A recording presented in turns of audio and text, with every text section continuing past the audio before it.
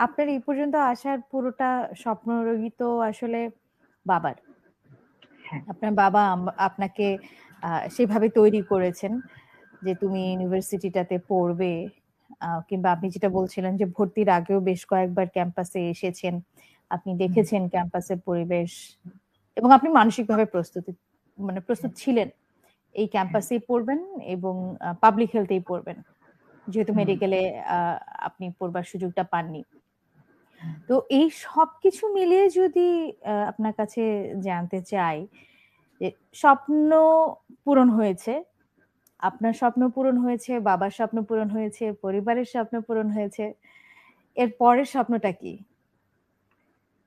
এরপরের স্বপ্ন হলো আমি স্নাতকোত্তরের জন্য হায়ার স্টাডিজ এর জন্য আমি বাইরে এপ্লাই করার ইচ্ছা আছে আমার অনেক।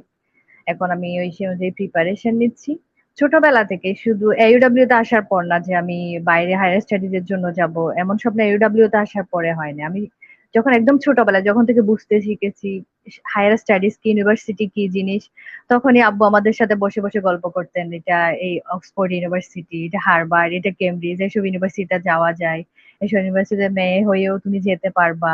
আব্বু অনেক মোটিভেট করতেন, অনেক এনকারেজ করতেন সব সময়। তো ছোটবেলা থেকে ওই স্বপ্নটা ছিল, আর AUW তে আসার পরে ওই স্বপ্নটা আরো বেশি ব্রড হলো।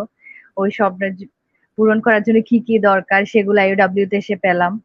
তো এখন স্বপ্ন আপাতত আমি প্রিপারেশন নিচ্ছি আমার মাস্টার্স এর জন্য অ্যাপ্লাই করার।